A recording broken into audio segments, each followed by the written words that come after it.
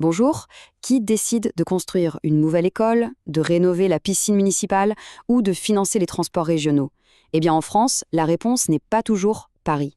Tout ça, c'est le rôle des collectivités territoriales. Un système qui peut paraître un peu complexe, mais qui est absolument essentiel. Et on va décortiquer ça ensemble. Allez, c'est parti. Alors, regardez bien ce chiffre. 34 965. Qu'est-ce que ça peut bien être?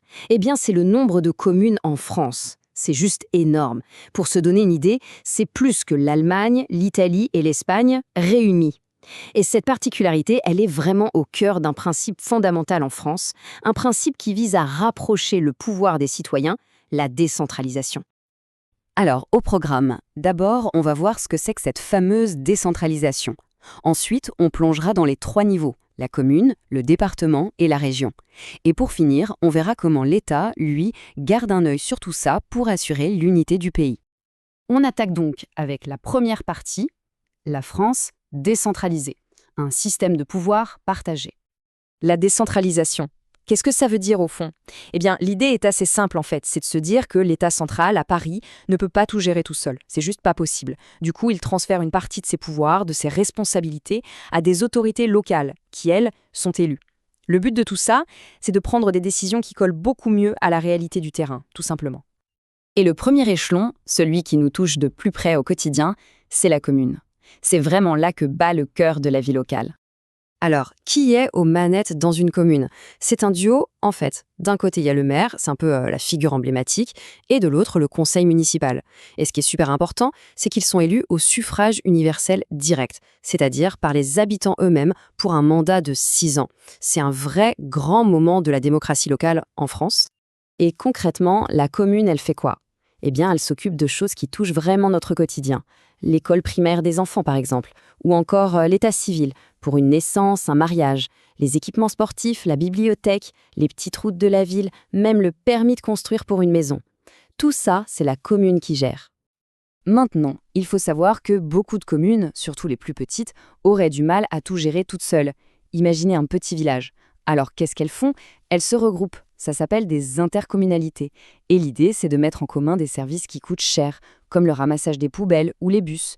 C'est le bon vieux principe de l'union fait la force appliqué à la gestion locale. Allez, on monte d'un cran. Juste au-dessus de la commune, on trouve le département. Et là, si on devait retenir un seul mot pour définir, ce serait vraiment la solidarité. C'est le niveau de l'aide sociale par excellence. Combien y en a-t-il? 101 départements en tout. On en a 96 en France métropolitaine et 5 en Outre-mer. Et ces 5 départements d'Outre-mer font bien sûr partie de la République française au même titre que n'importe quel autre département. Et pour la direction, comment ça se passe? Eh bien, c'est un peu le même système que pour la commune. On a un conseil départemental qui est élu pour 6 ans. Et ce sont les membres de ce conseil qui élisent ensuite leur président. On retrouve bien la même logique démocratique. Alors là, le point vraiment central à retenir pour le département, ce sont ses compétences sociales. C'est son cœur de métier.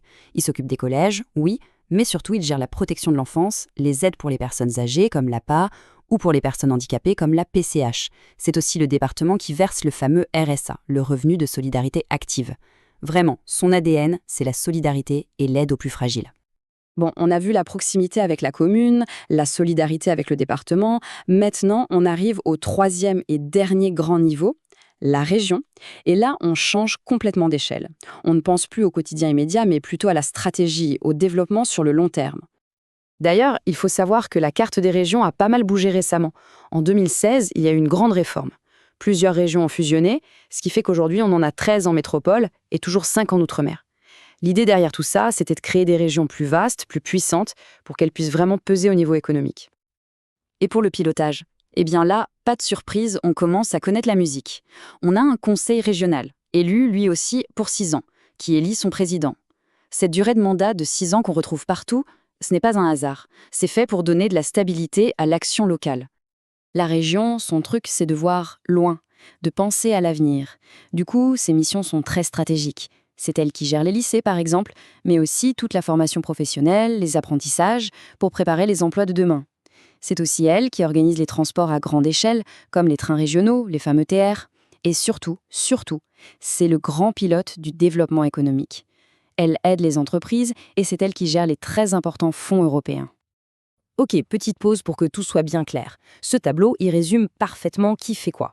C'est simple. La commune, c'est la vie de tous les jours, la proximité. Le département, c'est l'aide sociale, la solidarité. Et la région, c'est la vision d'ensemble, la stratégie économique.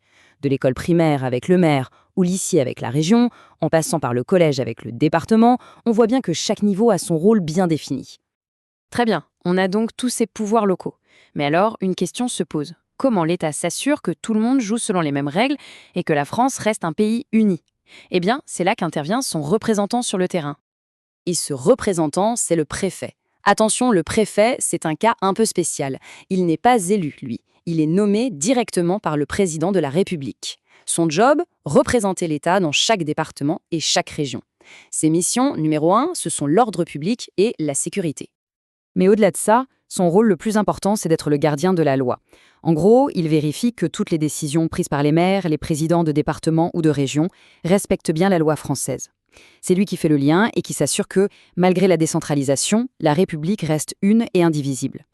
Juste un petit mot sur les territoires d'outre-mer, parce que c'est une partie essentielle de la France.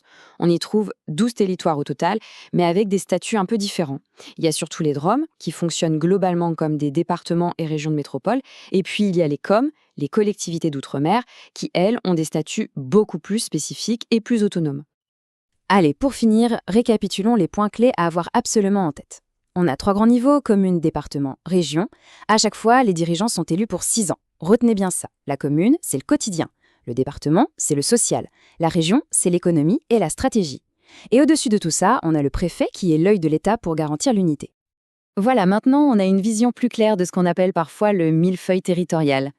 La vraie question, c'est de voir comment tous ces niveaux s'articulent et impactent la vie de tous les jours en France. Parce qu'au fond, comprendre qui fait quoi, c'est avoir une clé de lecture essentielle de la société française.